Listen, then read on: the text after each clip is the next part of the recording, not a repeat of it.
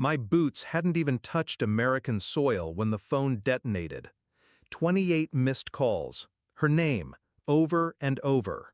Then one voicemail that didn't match the woman who'd written me off 6 months ago with a text as blunt as a gunshot. Don't expect us when you get back. The kids and I are happy with my new husband. They chose his surname over yours. I had replied with just one word. Understood. No screaming, no questions, no threats. And when she forwarded it to my lawyer, I imagine she thought it proved I was emotionally stable enough to let go. She underestimated the kind of calm you learn when people shoot at you for a living. But now, the voicemail, her voice shattered. Please, call me back. Please, something's wrong. He's gone, just gone. And the kids, oh my God, the kids. He took them. I didn't know who he really was. Click. No tears came, just stillness. I hadn't even left the terminal, and already I knew something had broken. Not in me, in her story. The betrayal wasn't the message. It was how easily she replaced me. One sentence. No emotion.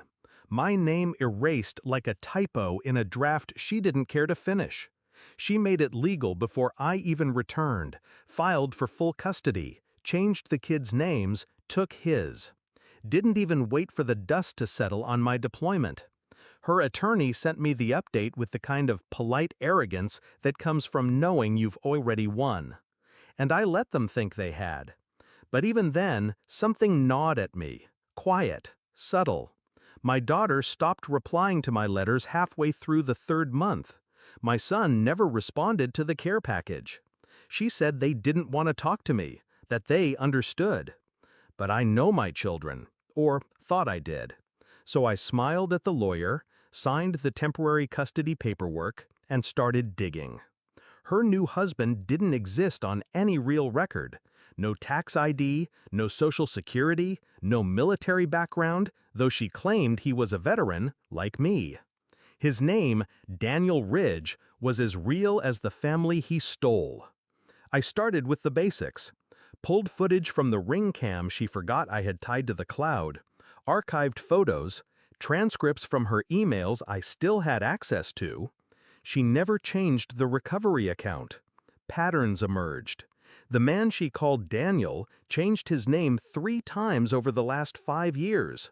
Always around women with kids. Always charming. Always patient. Until they signed something over, and then he disappeared. But this time, he took more than their savings. He took my kids. Her frantic calls weren't out of guilt. They were out of fear. Private investigators don't ask many questions when you pay up front. Mine sent over the full report in 48 hours. Daniel Ridge was Mark Delaney in Colorado, Jason Neal in Tampa, and Sean Vaughn before that. All had restraining orders filed. All had pending custody fraud cases. All walked clean out of the court system. And all were tied to one woman who swore he was safe. My wife. She had signed full guardianship over to him just 2 weeks before I landed. She called it a contingency in case I tried to fight for custody. He used it as a passport. My kids were gone. State line?